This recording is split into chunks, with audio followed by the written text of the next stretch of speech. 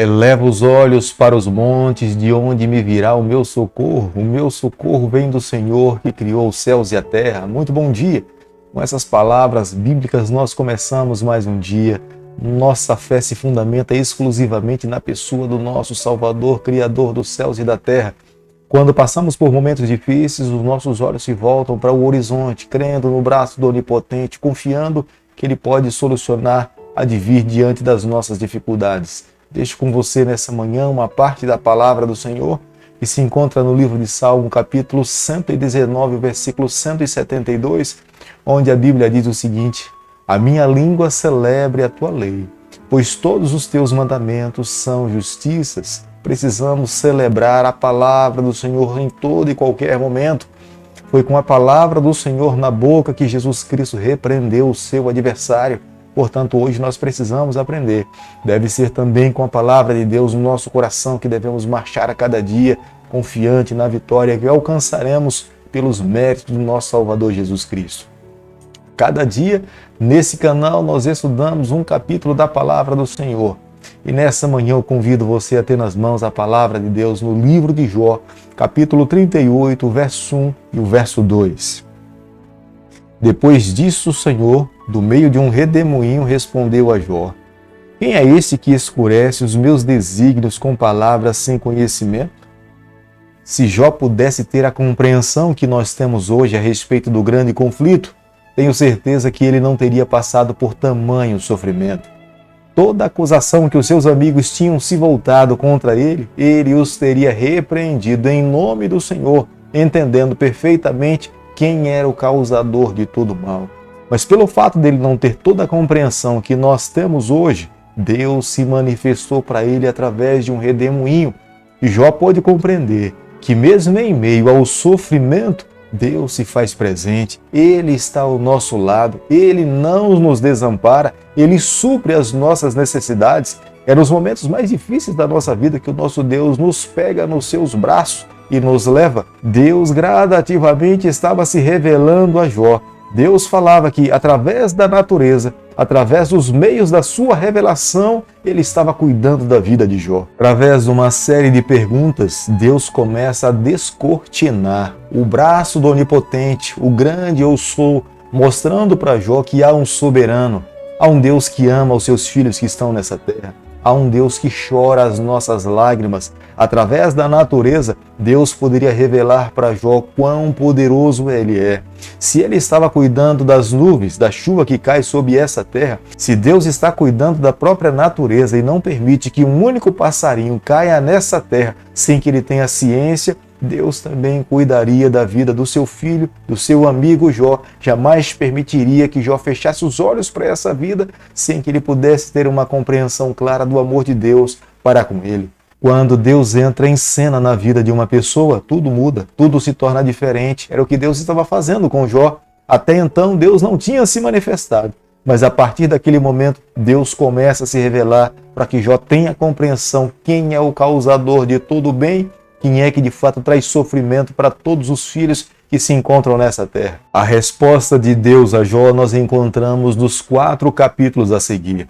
Apenas uma pequena interrupção no capítulo 40, do verso 3 ao verso 7, é uma confissão que Jó faz a Deus. Mas todos os outros conteúdos dentro desses 4 capítulos é Deus se revelando para Jó, manifestando o seu poder sobre a natureza e sobre esse planeta. O objetivo de Deus é abrir os olhos para que ele possa compreender o braço do Onipotente, a magnitude desse Deus criador de todas as coisas. Deus não corrige Jó imediatamente. O objetivo de Deus é ampliar a visão de Jó.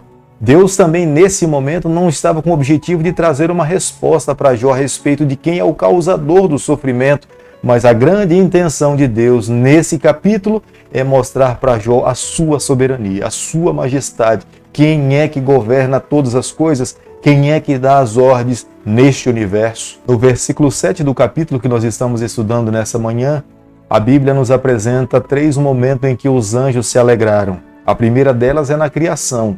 A segunda dela é na redenção na cruz do Calvário. E a terceira dela é na recriação de todas as coisas, quando Deus fizer todas as coisas novas nesse planeta. no versículo 14 do capítulo que nós estamos estudando nessa manhã, e entendemos que o autor desse livro seja Moisés, através da inspiração e revelação divina, compreendemos a maneira como Moisés usa uma figura de linguagem falando de quem é o originador de todas as coisas que estão nessa terra. Tudo que existe nessa terra possui a impressão e o DNA do Criador do universo.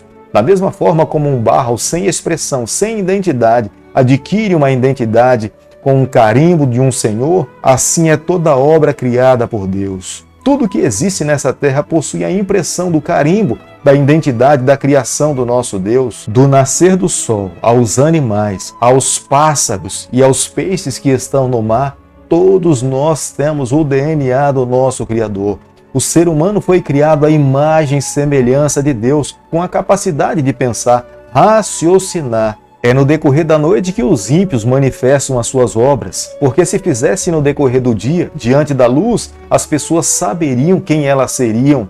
Os seus maus desígnios fazem eles fugir da luz do dia e viver a sua vida no período da noite. Embora essas pessoas consigam esconder da sociedade quem eles são, a sua própria identidade, mas essas pessoas não conseguem esconder do Criador do universo. Deus sabe de todas as coisas. Ele é soberano, Ele é magnífico, Ele é Criador. Ele um dia irá trazer juízo todas as obras que os seres humanos praticaram nesse mundo. Jó capítulo 38, versículo 22, a Bíblia diz o seguinte: Acaso entraste nos depósitos da neve e viste os tesouros da saraiva?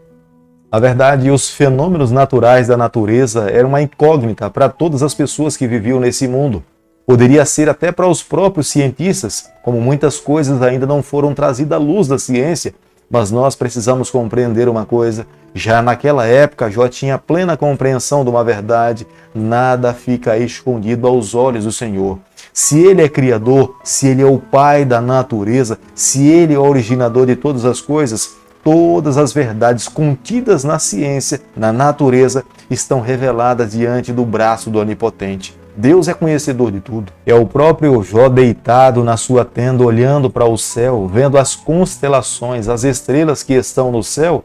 Ele consegue ter um entendimento que todas elas são mantidas no espaço simplesmente pela palavra do Senhor. A ordem de Deus é soberana sobre todos os astros. Ele é capaz de guiar cada astro na sua devida rota, sem que eles se choquem dentro do universo. Alguns astrônomos acreditam que essas declarações de Jó nesse capítulo, ele está se referindo ao cinturão de Órion. Embora aparentemente elas estejam próximas de nós, no céu, essas estrelas não são membros de um aglomerado de Pleiades. Na verdade, elas estão viajando a uma grande velocidade em direções opostas. A segunda estrela grande mencionada por Jó, segundo os astrônomos, é a estrela da alva, a estrela da manhã. Elas formam um cinturão ao redor do Equador e assim marcam um caminho pelo qual o Sol aparece em um circuito longo que percorre um período de aproximadamente 365 dias, um período de um ano. E no versículo 36 nós nos deparamos com a expressão de Jó, meteoro. Podemos observar que desde a época de Jó, há muito tempo atrás, o ser humano já era observador do céu, dos astros celestiais,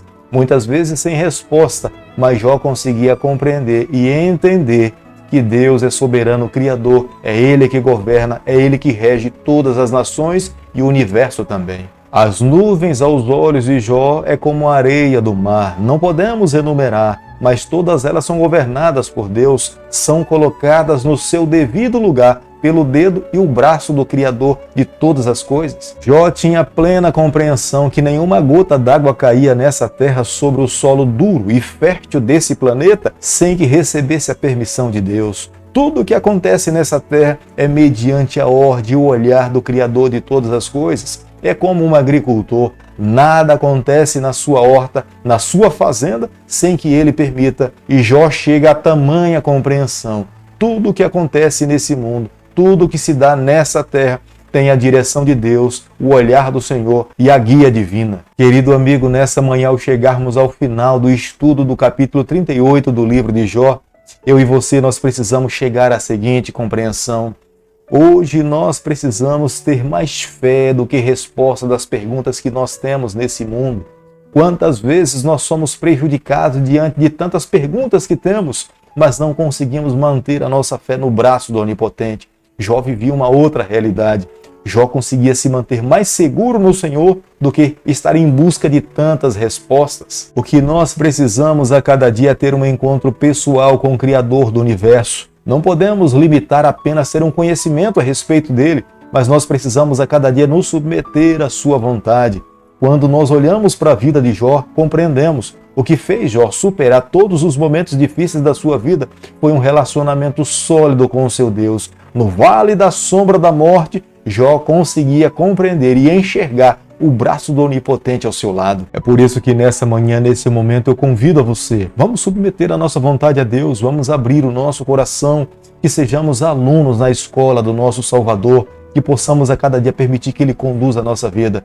Se nós, a cada encontro desse, permitirmos que o nosso coração gradativamente seja mais de Deus, sempre mais, nós seremos do Senhor e estaremos prontos para viver as experiências de Deus nessa terra.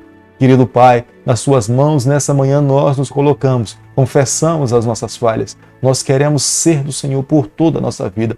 Fica conosco no decorrer desse dia. Nós oramos, nós pedimos e o fazemos em nome de Jesus. Que o Senhor te abençoe e te guarde. Que Ele faça resplandecer o seu rosto sobre você. Que Ele tenha misericórdia de você. E sobre você, nessa manhã, Ele levante seu rosto e conceda a sua paz em nome de Jesus.